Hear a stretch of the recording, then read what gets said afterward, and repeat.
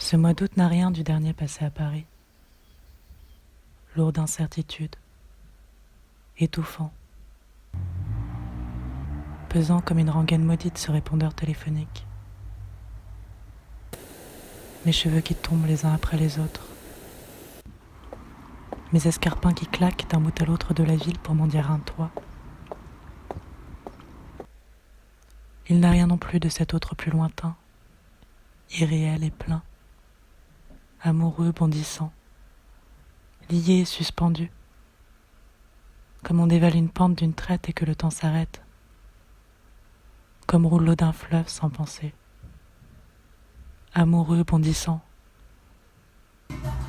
tordu de rire sur chaque pavé, chaque pont. Ce mois d'août à l'aile ronde et saine. Je suis ici comme on choisit une rame car elle est vide de voyageurs.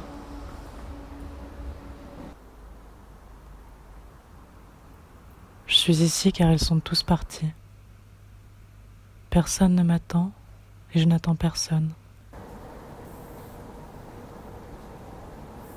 Je suis de mon observatoire les mouvements ralentis du quartier. Ce petit garçon qui souhaite au téléphone son anniversaire à son père sûrement loin. Une chaussure oubliée un soir d'ivresse, un boulevard peu bavard. Je guette et prise les moindres plis de silence. Paris l'été comme une halte de randonnée, de quoi reprendre son souffle avant la prochaine ascension. Avant la course, la suite du marathon. Tous s'en vont, n'importe où mais ailleurs, s'abreuver autre part. Picorer ça et là des week-ends en province, ou dans la maison de campagne de l'ami d'amis d'un tierce ami. Tout est bon pour prendre la fuite, s'aérer, être fin frais pour la rentrée, les crocs brillants dans les starting blocks. Du soleil dans la tête pour tenir la longue traînée des jours de pluie. Du gris qu'on croirait momifié au ciel.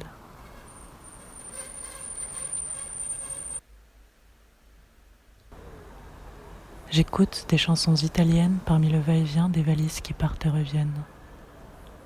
Les rares élus se partagent la ville comme des gardiens fidèles au poste. Les laissés pour compte déambulent dans les rues comme des cœurs abandonnés.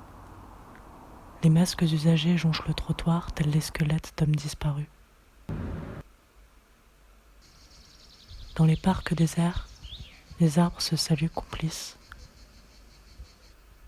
Les fleurs épanouies commencent à mourir. On emprunte les allées, les passages, non plus pour reprendre son souffle, mais pour prolonger le sentiment désertique. Au coin d'une rue, les pièces éparses d'un puzzle semblent avoir été jetées furieusement par la fenêtre, fatiguées de ne parvenir à s'assembler. Ce sont tous les restes de l'année cloués là au sol, ce qu'on a refusé de voir, ce que les uns ont lâchement ignoré, les autres remis d'observer. À la station citée, le rideau du photomaton vole moins qu'à l'accoutumée, à peine soulevé par le souffle agonisant de la Seine qui s'engouffre dans la bouche de métro. Les couloirs sont bordés d'affiches publicitaires réconfortantes pour des destinations françaises, comme si le monde avait rapetissé, était devenu plus chaleureux, plus près. On s'en fout, on a Paris pour nous, et tout le silence des boutiques en vacances avec leur inscription de fermeture scotchée sur l'entrée.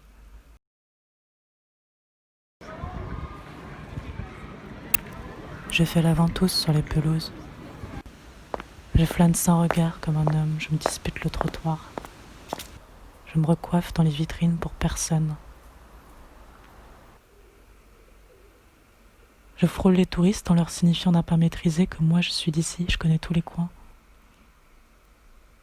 Derrière son ventilo et son masque, l'épicier me rend la monnaie avec mollesse, comme pour de faux, comme si on répétait seulement avant le grand spectacle de septembre. Les gestes en suspension, qui réapprennent ou s'autorisent à oublier. Chez Boulinier, on entend presque les mouches voler. Un air de jazz flotte entre les livres de poche. Je demande au vendeur comment s'appelle la chanson. En rentrant, elle n'existe nulle part, ni Spotify, ni YouTube, comme un morceau joué en rêve. Je poste peu sur Instagram, je tais mon bonheur, j'évite de dire qu'ici tout va bien sans eux. J'hésite même à faire ce poème.